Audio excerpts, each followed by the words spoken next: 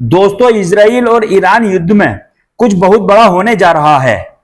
परमाणु बम को लेकर शुरू हुई दोनों देशों की जंग में दुश्मनी की इंतहा इतनी बढ़ गई है कि इजराइल के प्रधानमंत्री नेतन्याहू ने क्लियर कह दिया है कि ईरान के सुप्रीम लीडर खामने की हत्या से ही यह जंग खत्म होगी।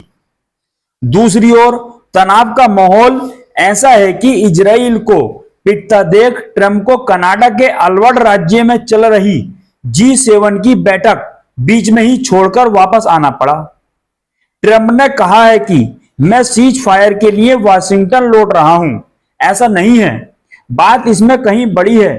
ट्रंप के इस बयान से लगता है कि कुछ बड़ा होने वाला है। इससे पहले ट्रंप ने सोशल मीडिया पर लिखा, ईरान को परमाणु समझौते पर हस्ताक्षर करने चाहिए। ईरान न्यूक्लियर हथियार नहीं रख सकता। मैंने यह बार बार कहा है, सभी को तुरंत तेहरान खाली कर देना चाहिए। तो क्या अब अमेरिका सीधे तौर पर ईरान और इजराइल वार में उतरने जा रहा है?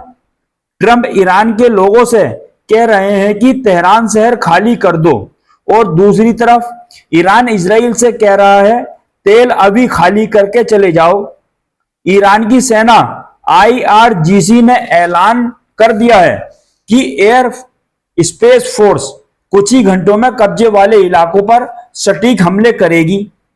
सभी शहरों, स्थलों और सुविधाओं को वैध सैन्य लक्ष्य माना जाएगा। ईरान यह बात बहुत अच्छी तरह से जानता है कि अमेरिका आज नहीं तो कल इजराइल की तरफ से खुलकर सामने आ जाएगा। इसलिए इस्लामिक रिवॉल्यूशनरी गार्ड कोर्स के वरिष्ठ सैन्य अधिकारी मोहसिन रिजाई ने तुर्की, सऊदी अरब, पाकिस्तान और अन्य इस्लामिक देशों से इजराइल से लड़ने के लिए ईरान के साथ मिलकर के एक इस्लामिक सेना बनाने के लिए साथ आने की मांग करती है।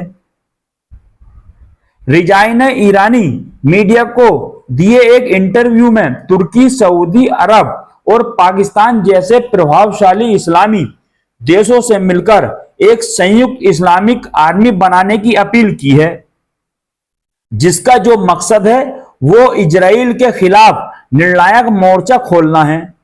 अमेरिका ने मिडिल ईस्ट और यूरोप में अपनी सैन्य ताकतें बढ़ा दी हैं। अमेरिका इन जगहों पर और फाइटर जेट्स में तेल भरने वाले प्लेन और वॉरशिप तैनात कर दिए हैं। वाशिंगटन पोस्ट की रिपोर्ट के मुताबिक रविवार और सोमवार को अमेरिका से 2 दर्जन से ज्यादा टैंकर विमान यूरोप भेजे गए हैं। यह विमान अमेरिका के अलग अलग इलाकों से उड़ान भर के स्पेस गिरीश, जर्मनी, इटली और स्कॉटलैंड के एयरबेस पर पहुंचे।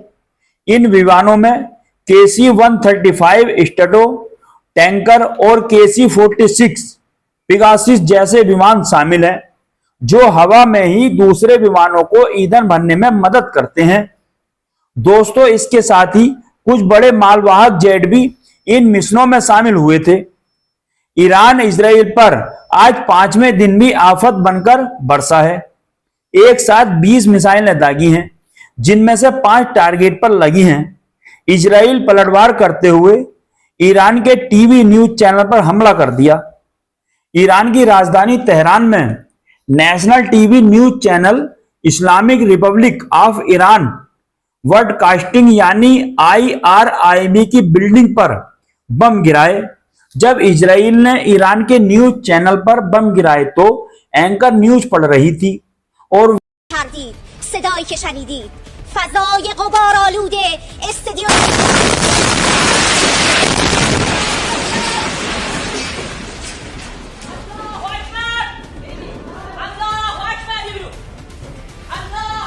वह कहती हुई नजर आ रही थी कि ईरान इजराइल के आगे झुकेगा नहीं। पूरा ईरान सरकार के साथ खड़ा है। हम सब एक हैं और इजराइल से लड़ेंगे। तभी बम गिर जाता है। टीवी एंकर के मुंह से अल्लाह अकबर की आवाज सुनाई देती है। पीछे लगी टीवी काली हो जाती है। छत से जो मलबा है वो गिरने लग जाता है। फिर जोर जोर से अल्लाह अकबर इस तरह के नारे सुनाई देने लगते हैं। अल्लाह अकबर कई बार कहती हुई सुनाई देती हैं। ईरान जिस तरह से इजराइल के तेल अवीव, हाइवा, तामरा, पेता, तिकवा, सामदगान, जफा, वतियान, सोन लेजियान जैसे शहरों पर जो ताबड़तोड़ हमले कर रहा है, उससे बिल्कुल क्लियर है कि रणनीति तौर पर इजराइल से ईरान की ताकत को भांपने में कुछ गलती हुई है। भले ही ईरान अमेरिका और इजराइल की मिलीजुली ताकत के आगे कमजोर है, लेकिन इजराइल के मेन सिटीज को खंडर बनाता जा रहा है। नुकसान ईरान का हो रहा है तो इजराइल भी डर के मारे कांप रहा है। खबरें ये भी हैं कि चीन का कार्गो प्लेन ट्रांसपोर्टर बंद करके तेहरान में लैंड हुआ है। खबरों में कहा जा रहा है कि इस प्लेन में ईरान की मदद के लिए असला बारूद हो सकता है। चीन की एंट्री अमेरिका को सीधे चुनौती दे रहा है। अब दो ही रास्ते बचते हैं। पहला रास्ता यह है कि ईरान परमाणु समझौते पर हस्ताक्षर कर दे और कह दे कि हम परमाणु बम नहीं बनाएंगे, और दूसरा रास्ता यह है कि युद्ध किया जाए। जो चल रहा है, जो हारेगा वो पीछे हट जाएगा। इजराइल हमलों में अब तक 224 ईरानी मारे जा चुके हैं, जबकि 1481 लोग घायल बताए जा रहे हैं। वहीं इजराइल में अब तक 24 लोग मारे गए हैं, जबकि 600 से ज्यादा लोगों के घायल होने की सूचना है।